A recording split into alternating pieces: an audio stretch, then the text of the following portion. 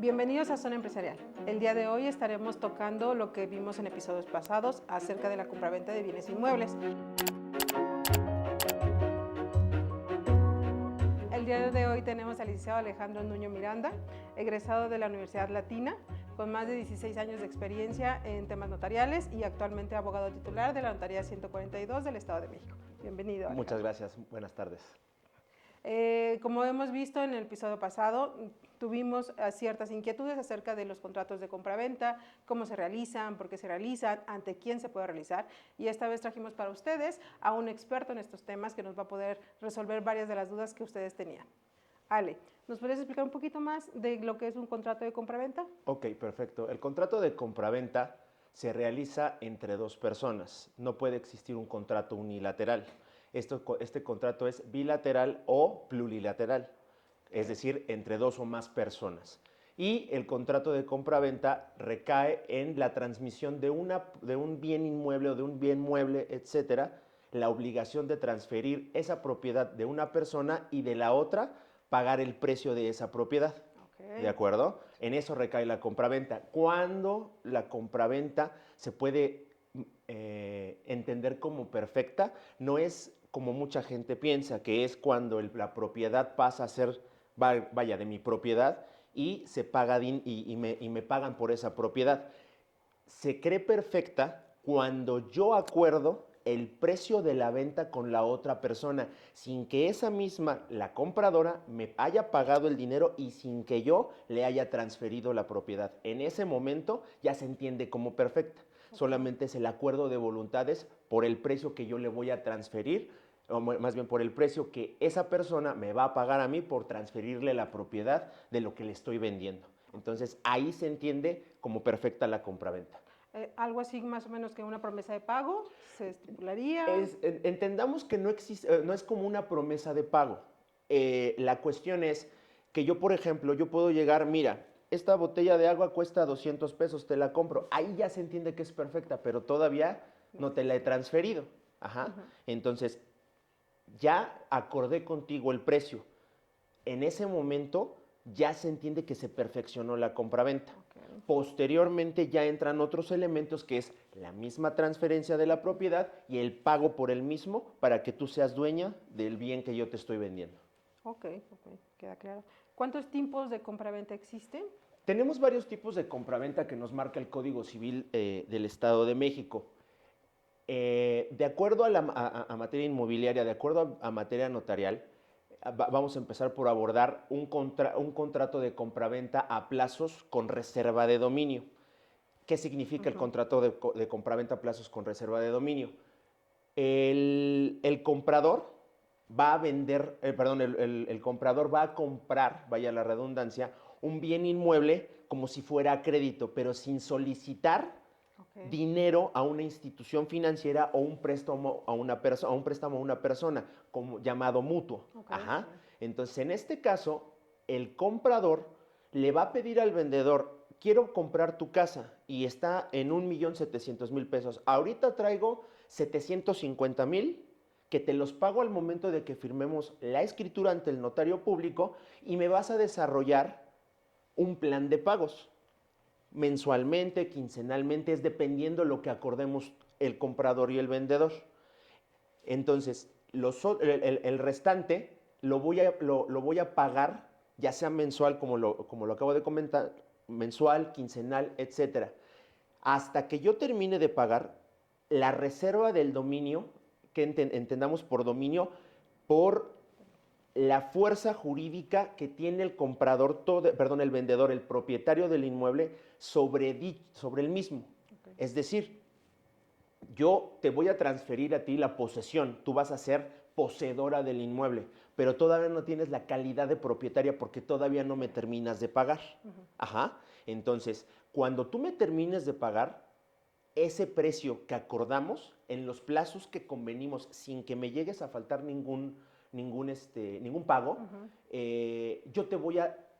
yo voy a quitar ese no es un gravamen, es una limitante. Okay. Y voy a quitar yo esa limitación del dominio sobre el inmueble y ya vas a tener tú la plena propiedad. Okay. En este caso, cuando yo te transfiero a ti la posesión y tú me estés pagando, tú no puedes venderlo, tú no puedes hipotecarlo, no te lo pueden prácticamente embargar, no puede existir algo otro gravamen que inutilice ese inmueble porque yo tengo la limitación del dominio y hasta que tú no me termines de pagar, vuelvo a repetir, se te transfiere a ti la propiedad plena, ¿de acuerdo? Okay. Ahora, tenemos otro tipo de compraventa, que es la compraventa con reserva del usufructo vitalicio.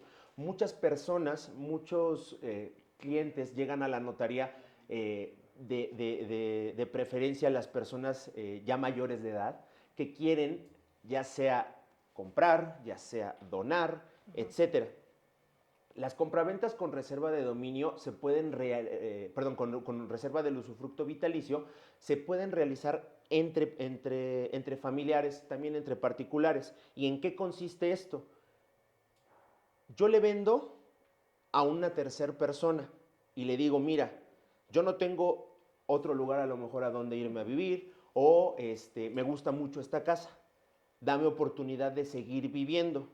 El comprador va a estar de acuerdo con ello, yo le pago, el vendedor le paga la cantidad acordada, pero el vendedor le transfiere la propiedad y aquí tenemos otra limitación de dominio que es el usufructo. Yo voy a tener el derecho, uso, goce y disfrute del bien inmueble, es decir, yo se lo compro, o más bien yo como titular del inmueble, yo le vendo al comprador, pero el comprador me va a dejar vivir ahí hasta que yo muera. Okay. Es el usufructo, eso se llama usufructo vitalicio, vitalicio hasta que yo muera, o en su defecto hasta que yo renuncie a él. Y lo mismo pasa con la compraventa a plazos con reserva de dominio. El usufructo vitalicio va a desaparecer cuando ya se transfiera la propiedad plena al nuevo titular. Ok, interesante. ¿Ante quién podemos formalizar esto? ¿Lo podemos hacer entre particulares? ¿Un día nos vamos a tomar un café? ¿O de qué forma lo tendremos que hacer? Mira, no es que erróneamente se piense que cuando yo firmo un contrato de compraventa en una hoja de papel común, en una hoja carta, yo ya soy propietario. No, y mucho menos en materia de inmuebles. ¿Por qué? Existe en este caso, los registros públicos en cada entidad federativa. A nosotros nos toca el Instituto de la Función Registral del Estado de México y en la Ciudad de México el registro público de la propiedad de la Ciudad de México. Ahí se almacenan todo el historial de los inmuebles que forman parte de cada uno de los estados. Ajá. El registro público de la propiedad de la Ciudad de México ve todas las 16 alcaldías. El Instituto de la Función Registral del Estado de México se divide en municipios. Por ejemplo, Tlalnepantla, en donde se encuentra la notaría, pertenece al registro público, al Instituto de la Función Registral del Estado de México, Oficina Registral de Tlalnepantla, misma que a su vez tiene a su cargo los municipios de Atizapán, Nicolás Romero, Gilotzingo. Naucalpan, por ejemplo, tiene a Huixquilucan. En Chalco tiene a Tecámac, tiene Ixtapaluca, etc. Entonces, ahí se almacenan todos los historiales de todas las propiedades que ya tienen, ya sea una partida, antes se inscribían en números de partida, en números de volumen, libros primeros, secciones primeras. Ahorita ya se ha ido reformando. Antes el registro público se llamaba así, Registro Público de la Propiedad del Estado de México, y al entrar la reforma en el 2010 se convierte en Instituto de la Función Registral del Estado de México. ¿Qué es lo que pretende o qué es lo que realizó el Instituto de la Función Registral? Tener todo el resumen de todas las propiedades, y eso fue una labor titánica por parte de cada uno de los registradores, de copiar de cada una de las partidas y transformarlas o materializarlas, como lo llamamos, electrónicamente. Entonces, yo ya voy a tener la oportunidad de tener un folio real electrónico que le pertenece a un inmueble y voy a poder consultar qué es lo que tiene a través ya sea de un certificado de libertad de gravamen o de una búsqueda de antecedentes registrales. Volviendo a la pregunta que me haces, como decía, no es que erróneamente se crea que ya por tener una hoja de papel, un contrato en una hoja de papel, ya soy propietario. No, o sea, efectivamente el contrato privado de compraventa ya surte efectos, pero yo necesito realizar ciertos actos posteriores a esa firma o en ese momento para que yo pueda manifestarme como titular de la propiedad. ¿Y a qué me refiero con eso? Cuando yo firmo el contrato privado de compraventa, yo estoy asegurando que la persona que me va a vender me va a transferir esa propiedad y yo se la voy a pagar. A lo mejor en el contrato privado o le pago la totalidad del precio o le doy un adelanto y manifestamos dentro del contrato que en cierto tiempo, en 3, 4 meses, 2 meses, dependiendo, vamos a acudir ante el notario público que yo elija como comprador a elevar ese contrato a escritura pública. Entonces, yo tengo que acudir ante el notario público, no ante ningún fedatario más que el notario público. Entendamos que la fe pública de un notario es darle certeza y validez jurídica a un documento, ¿sí? Entonces, ese documento que me va a expedir a mí el notario va a ser mi título de propiedad. ¿Y por qué aborda el tema de la cuestión del Instituto de la Función Registral del Estado de México? Porque al ser registro público, cualquier persona puede acceder a la información que se encuentra dentro del registro, por eso es público. Y el registro público tiene efectos de publicidad, es decir, todo lo que se realice y todo lo que se inscriba dentro del registro público se va a publicar en cada uno de los folios reales. Entonces, partamos de ese punto. Cuando yo hago el contrato privado de compraventa, yo voy a acudir contra el notario y le voy a decir, licenciado, señor notario, aquí te traigo mi contrato privado de compraventa. El notario me va a solicitar, número 1, que el vendedor le acredite ser el propietario. ¿Y cómo le va a acreditar ser el propietario? Con una escritura pública, con un documento, vamos a decirlo, expedido, tirado en una notaría pública. ¿De acuerdo? El notario público es la única persona que puede realizar ese tipo de actos, son actos civiles, porque vamos a desviarnos un poquito del tema, a veces se llegan a confundir de que los corredores públicos pueden realizar este tipo de actos. Los corredores únicamente realizan actos mercantiles. Los actos civiles, mercantiles, etcétera, también se pueden llevar con el notario público, pero el corredor solamente puede realizar actos mercantiles, ¿de acuerdo? Entonces, en este caso, un corredor público no puede llevar a cabo una compraventa. El notario público es la persona ideal, el fedatario público ideal para llevar la compraventa. Entonces, el notario me va a exigir, porque es un requisito indispensable, presentar el título de propiedad, el antecedente en el cual el vendedor manifiesta ser titular de esa propiedad. Partiendo de ahí, vamos a poder empezar a armar todo lo que es la escritura pública, porque tiene varios elementos la escritura pública que se tienen que solicitar a las diferentes dependencias. Ok, muy, muy interesante. Mencionabas de que el comprador es el que designa al notario en el cual se va a realizar este contrato. Podemos ser en cualquier lugar, es decir, si la propiedad está en Tlalnepantla, puedo ir con un notario de la Ciudad de México o forzosamente tiene que ser en la misma jurisdicción. Efectivamente, como bien lo mencionas, sí se puede realizar, un notario público de la Ciudad de México puede realizar la transmisión de la propiedad de un inmueble que se encuentre en Tlalnepantla. No hay limitación alguna, no es una regla escrita y no existe artículo expreso dentro del Código Civil en donde el comprador, donde diga, el comprador es la persona, es el que va a elegir la notaría. No, pero en la práctica así se realiza. El comprador pues ya tiene a lo mejor su notario de confianza, etcétera, y va con él y el mismo notario es el que realiza la propiedad, pero no es una limitante que el inmueble se encuentre, por ejemplo, en Quintana Roo y un notario del Estado de México pueda realizar la escritura pública, no hay limitación alguna. Okay, ¿De acuerdo? ok, importante, sí, porque justo lo veíamos en el capítulo anterior, el hecho de que no era tan común o digamos que la operación no se ve tan bien por el hecho de que a lo mejor alguien viene de Tijuana y lo quiere hacer la escrituración en el Estado de México. En este caso ya nos comentas que de acuerdo a ley no existe limitante y sí se puede realizar. Correcto. Ok, sí, me parece perfecto. Para iniciar yo un trámite de compraventa y ya me voy a designar al notario que quiero que me lleve el trámite, ¿qué documentos son los que por lo menos debo de tener para poder iniciar todo esto? Aquí en el Estado de México, bueno, prácticamente en todas las notarías, te van a pedir el principal, como hace un momento lo dije, la escritura pública, en donde el vendedor en su momento haya sido comprador. donde él haya adquirido el inmueble, ¿sí?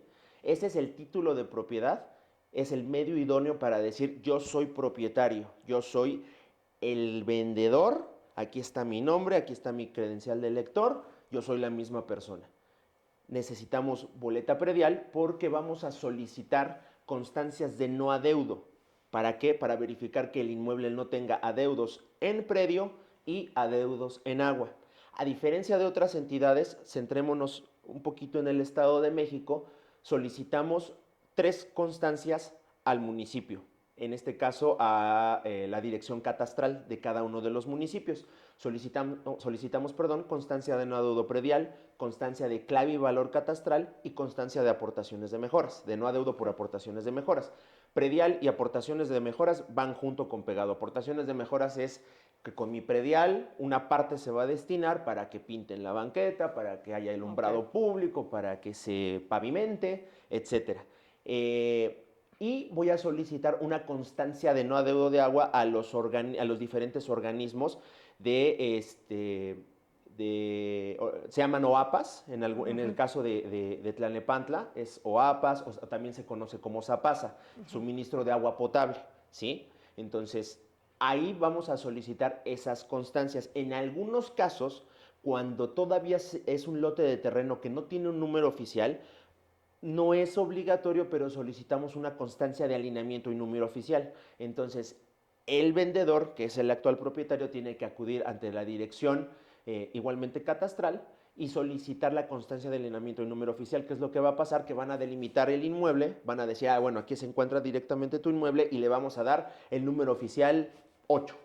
Entonces ya el lote de terreno ya nos va a ser conocido como lote o manzana, lote 16 manzana 14 del fraccionamiento tal. Ya va a decir calle Convento de Corpus Christi número 8, Colonia Jardines de Santa Mónica, etcétera, ¿sí?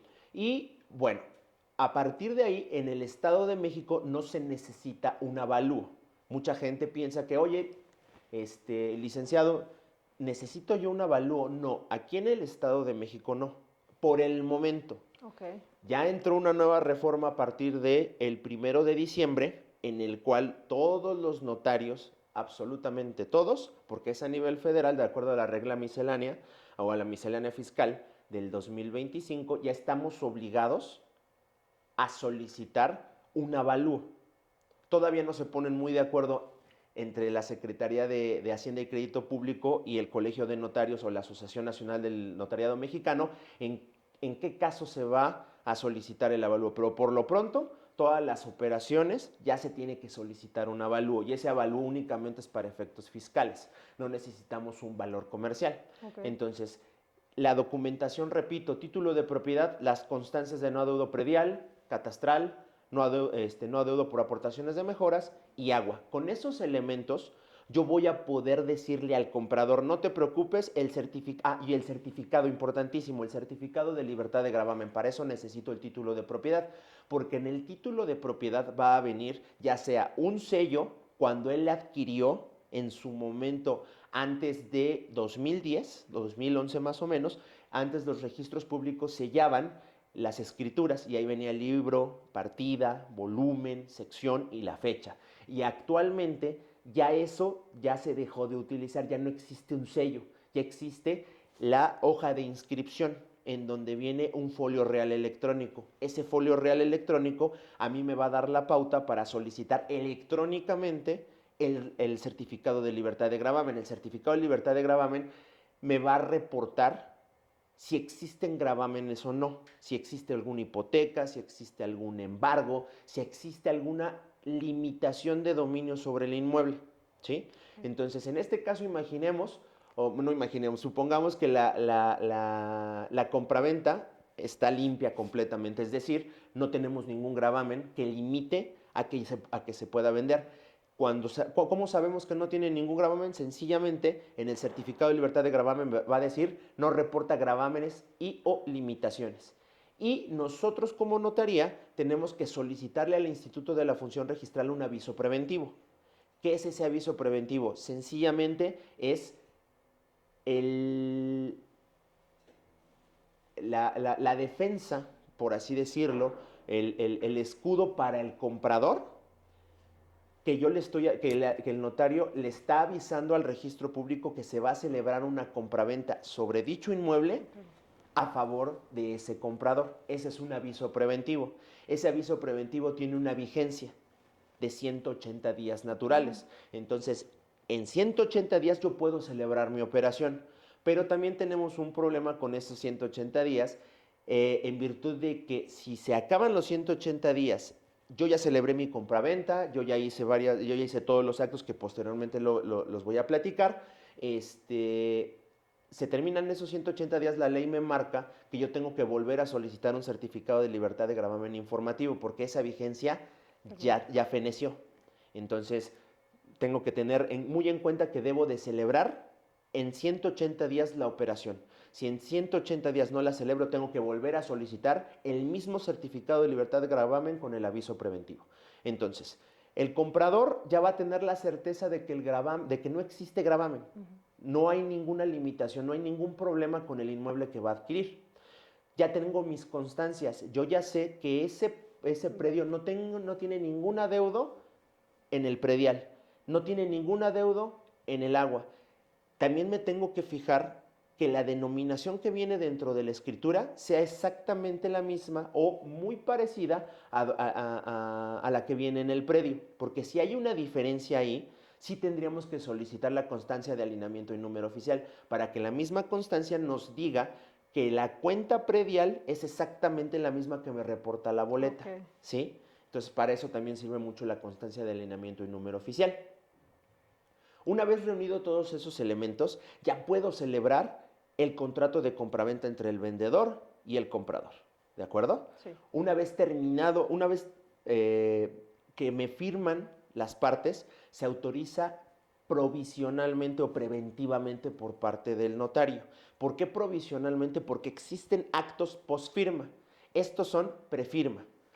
Cuando yo solicito toda mi documentación, los actos postfirma, después de la firma, son: yo tengo que pagar un impuesto sobre adquisición de bienes inmuebles. ¿Por qué se genera este impuesto? Simple y sencillamente cuando se traslada el dominio de una persona a otra, del titular que viene en la boleta predial hacia mí como comprador. Yo tengo que pagar un impuesto. Nosotros lo calculamos conforme a unas tablas o a la forma de cálculo que viene en el Código Financiero del Estado de México. Y hay varios rangos. Dependiendo el rango en donde se encuadre el precio de la venta, yo lo voy a calcular. Entonces, nosotros lo calculamos, retenemos ese impuesto y lo pagamos al municipio. Asimismo, yo tengo que dar un aviso definitivo. Va junto con pegado del certificado de libertad de gravamen. Por eso es muy importante los 180 días de vigencia que tiene ese certificado de libertad de gravamen, porque dentro de esos 180 días yo tengo que dar mi aviso definitivo, y mi aviso definitivo significa que es: oye, registro, ya firmé lo que te había mencionado como comprador el señor Alejandro Nuño Miranda, pero ahora te voy a mencionar bajo qué escritura o mediante qué número de escritura quedó inscrito, qué volumen, ante qué notario y la fecha. ¿De acuerdo? Sí. Ahora, terminado esto, tenemos que revisar si, ya nos adentramos un poquito más en temas más técnicos de la compraventa, si la misma generó impuestos sobre la renta o no. Sí. ¿Cuándo se genera este impuesto sobre la renta? El impuesto sobre la renta se genera cuando una persona obtiene una contraprestación por la venta del inmueble. En este caso, cuando recibe el dinero, ¿sí? Correcto. Cuando recibe el dinero, automáticamente a él se le genera un impuesto sobre la renta, pero él lo puede exentar, de acuerdo al artículo 93 de la Ley del Impuesto sobre la Renta. ¿Y cómo lo puede exentar? Porque muchas personas es lo que nos preguntan: oye, tengo interés en exentar el impuesto sobre la renta. El impuesto sobre la renta única y exclusivamente se va a exentar por parte del vendedor cuando me acredite que fue su casa habitación. ¿Y cómo me va a acreditar? ¿De qué forma? Exactamente. ¿De qué forma me va a acreditar la casa habitación? Con su credencial de lector, pero la credencial de lector muy importante, porque luego me presentan las credenciales de lector y no tiene la calle. ¿Cómo sé que es cómo voy a saber yo que ese realmente es el inmueble que va a vender? Tiene que venir en la credencial del lector el domicilio completo, con nombre de la calle, con el número oficial, la colonia, código postal, etc. Y además tiene que tener sus recibos de luz a su nombre y recibos de preferencia, porque también puede tener recibos de luz a nombre de su esposa, a nombre de su hijo, qué sé yo, ¿sí? No, perdón, qué sé yo, no. Tiene que tener esos recibos a nombre de estas personas. La ley del impuesto sobre la renta también los contempla, ¿sí? Pero me tiene que presentar, muy importante, recibos de luz, recibos de telefonía fija, recibos bancarios o tiendas departamentales que estén a su nombre y que me pueda comprobar por lo menos 6 meses o un año que ha vivido en ese inmueble. Nosotros, o por lo menos tu servidor, así lo solicita, porque la ley no te limita a que solamente presentes un recibo de luz del bimestre pasado. Puedes presentar uno solamente y ya acreditas que es tu casa habitación. Ahora, para exentar con recibos de luz y con recibos de teléfono, muy importante, todas las personas llegan con recibos de luz y sus tickets. Eso ya no nos sirve. De acuerdo al Código Fiscal, el recibo y al Código Fiscal de la Federación y en particular a la Ley del Impuesto sobre la Renta y su reglamento, los recibos de luz tienen que traer su CFDI y ese CFDI va a estar en la parte del reverso de cada uno de los recibos y va a traer el nombre completo del vendedor, su RFC con homoclave y la dirección. Esa es la única manera en que podemos tomar en cuenta esos recibos. Si no trae ese CFDI, no podemos realizar la exención del impuesto sobre la renta. La exención del impuesto sobre la renta es hasta 700,000 UDIs, que más o menos ahorita ya están rondando en los 5 millones. Todos los años cambia, ¿sí? Entonces, por ejemplo, si una persona dice, voy a vender mi inmueble en 4,5 millones y me dice, voy a exentar el impuesto sobre la renta, te acredito que vivo ahí, aquí está mi credencial de lector, aquí están los documentos que me solicitaste, mi recibo de luz, o recibos de luz, o recibo de agua, o las de tiendas departamentales, o recibos bancarios, me los va a acreditar y yo tengo la obligación de exentarlo del impuesto sobre la renta. Aquí muy importante, el vendedor tiene que presentar una copia certificada que nosotros le expidamos de la compraventa que realizó para que la pueda añadir a su contabilidad de la declaración anual siguiente. ¿Para qué? Para que el mismo contador que le ayude a su contabilidad, valga la redundancia, pueda manifestar que él vendió el inmueble, que exentó el impuesto sobre la renta conforme a las disposiciones del Código Fiscal y de la Ley del Impuesto sobre la Renta y no se le cobre ese impuesto. Ese impuesto sobre la renta también cabe recalcar que no es el impuesto como realmente nos lo retiene el fabuloso SAT o la Secretaría de Hacienda, no es al 30% o al 32%. Aquí hay una manera de calcularlo. ¿Cómo se calcula ese impuesto sobre la renta? Se puede calcular, o más bien se calcula con esta escritura que tanto te comento que es muy importante, el título de propiedad del vendedor, la fecha y el valor en que vendió, y la fecha y el valor en que está vendiendo. Entonces ahí es una serie de operaciones matemáticas que sí es un poquito laborioso y ya nos da el resultado del impuesto sobre la renta. Ahora, también otro punto muy importante. En el 2014 entró en vigor la muy afamada ley contra el lavado de dinero. Sí. Esa ley contra el lavado de dinero también limita a los notarios, es que vamos a decirlo, no lo limita, pero sí obliga a los notarios a pedirles a los vendedores que hayan comprado a partir de julio del 2024 a la fecha, la escritura pública, pero además de la escritura pública, su CFDI expedido por el notario público, en donde se va a manifestar, nosotros lo llamamos como el complemento, en donde se va a manifestar el precio de la venta. Si no viene el CFDI, no podemos llevar a cabo la compraventa. Forzosamente, vuelvo a repetir, escrituras después del 2014, a la fecha, tienen que presentarme la escritura expedida por el notario y su CFDI expedido por el notario. ¿Para qué? Para que el abogado, el notario, revise que la cantidad que viene en el CFDI sea la misma que viene en la escritura pública. ¿De acuerdo? De acuerdo. Y Así más o menos, así es como llevamos a cabo la escrituración. Entre todo lo que nos estabas comentando, me surgieron un par de dudas. Mencionabas que el impuesto a la adquisición de los bienes se va a determinar de acuerdo al Código Financiero. ¿De qué estado, el Código Financiero, de qué entidad? ¿De la parte compradora? ¿De dónde está el inmueble? ¿Con base a qué sería?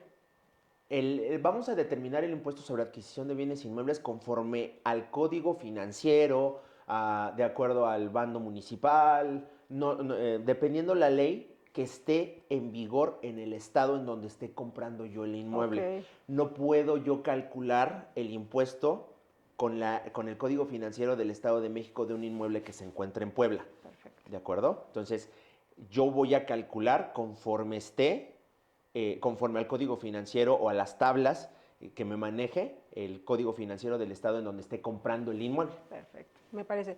¿Qué pasa para todos aquellos compradores en donde ni siquiera están dados de alta en Hacienda, jamás se han preocupado por el pago de los impuestos, una alta, una baja, un trámite de contraseña, firma electrónica? ¿Qué pasa en esos casos? Porque hay veces que muchas personas se preguntan, ¿también tengo que pagar impuestos?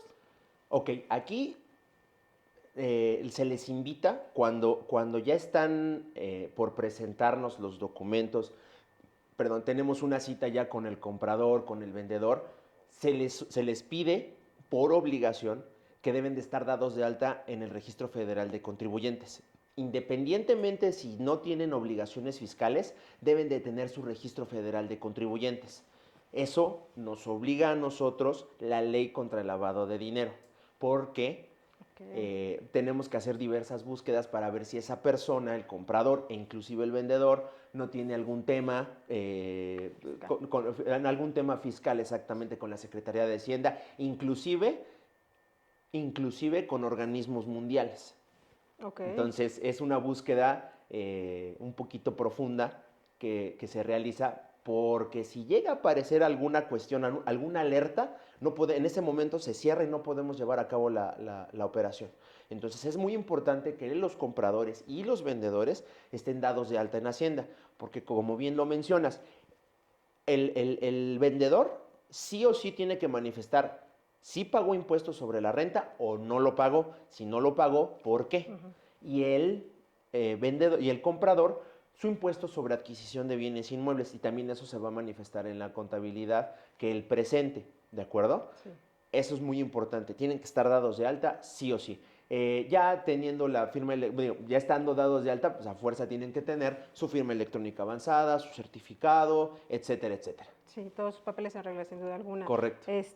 Mencionabas en tu experiencia, ¿cuánto puede durar todo este trámite desde el inicio de que nos sentamos o acudimos la primera vez ante notario y nos pide documentos hasta que ya yo puedo tener todas las certificaciones? La certificación, y en qué momento yo ya puedo hacer uso de la propiedad, ¿no? Perfecto, muy bien. Primeramente, cuando acuden a nosotros, normalmente llegan a solicitar la asesoría. ¿Cómo pueden llevar a cabo la venta? Oye, revísame los documentos, revisa que el título de propiedad sea el correcto, revisa que la boleta predial está en nombre. Tenemos que revisar que todo esté en regla completamente, que el propietario que viene en la boleta predial sea el mismo que viene en la escritura, porque si hay una diferencia, nosotros tenemos que solicitar al municipio y al agua, porque también puede suceder, que los nombres no coincidan. A veces, antes, se pasaba mucho que cuando el vendedor, en ese momento comprador, adquiría el bien inmueble, no se realizaba en sí bien la traslación de dominio en el municipio. ¿Y en qué consiste la traslación de dominio? Pues es únicamente cambiar de nombre en la propiedad. O sea, de Alejandro Nuño a Greta, ¿sí? Entonces, llegan luego con ese problema y nosotros tenemos que solicitar un cambio de propietario en ambas dependencias. Okay. Entonces, ya realizado el cambio de propietario, ya podemos solicitar las constancias. Pero bueno, llegan con nosotros, tenemos que revisar que la escritura esté inscrita, que venga firmada, que venga de una notaría pública, etcétera. Tenemos que solicitar la boleta predial, como ya te había comentado, y revisar que esté a nombre del propietario, igualmente la del agua. Aquí también interviene mucho la rapidez con la que nos junten los documentos, con las que nos entreguen los documentos. Si prácticamente al siguiente día me están trayendo la documentación, yo al siguiente día yo estoy solicitando todos los certificados. Esto puede tardar alrededor, depende mucho también del municipio. Hay municipios que no se tardan y hay municipios que se tardan muchísimo. En el caso específico de Tlalnepantla, por ejemplo, Tlalnepantla se tarda alrededor de entregarme los documentos entre 45 y 60 días, más o menos, puede ser menos, puede ser no más de 60 días. Aquí interviene también la cuestión del agua porque en el agua se realizan inspecciones por parte del agua. Entonces nos dan a nosotros una fecha para la inspección, le decimos al propietario que van a venir los inspectores o que van a ir los inspectores del agua a una visita a su domicilio, nos dan un talón, mismo talón que tienen que pegar afuera del zaguán de su domicilio, los inspectores entran, realizan medidas realizan la vista al medidor y a la toma del agua. Okay. Y de ahí se deriva todas las constancias. Ok, perfecto. Por último, esto ya es a título personal. ¿Por qué cuando vas a realizar el trámite lo primero que te preguntan es de que si estamos casados o no estamos casados? ¿Por qué es tan importante? Aquí interviene una parte muy importante. El acta de matrimonio se la vamos a solicitar al vendedor por una simple y sencilla razón. Tenemos que verificar si compró el inmueble estando casado o no. Si estuvo casado, ¿bajo qué régimen se casó? Si fue separación de bienes no tenemos ningún problema, pero si fue por sociedad conyugal, el cónyuge o la cónyuge tiene que intervenir también en el contrato de compraventa cuando se vende. ¿Por qué? Porque ese cónyuge o esa cónyuge va a dar su consentimiento para que se transmita la propiedad. Ok, entonces importantísimo. Importantísimo. Ok, pues no hay duda, creo que es un tema que nos puede seguir dando para muchísimos más minutos y capítulos y episodios mucho más. Creo que en esta parte muchísimas gracias, te agradezco mucho todos estos conocimientos y sería genial el hecho de que ahora tengamos otra parte en la parte de los asesores inmobiliarios para saber ahora con ellos qué tendríamos que hacer, para cuando queremos vender y todo eso. No hay otra cosa más que recordarles que se acerquen a un profesional, en este caso al licenciado, a la notaría, a su contador. Recuerden también que es importante el hecho de que los estén informando y agradecemos muchísimo que hayas estado el día de hoy. Muchísimas gracias por la invitación. Esto es Zona Empresarial.